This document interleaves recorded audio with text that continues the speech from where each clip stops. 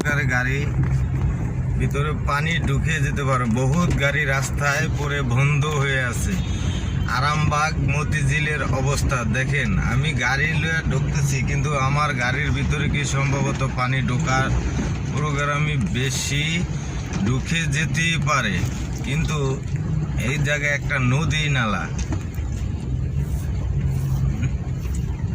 কেমনে কি করবো।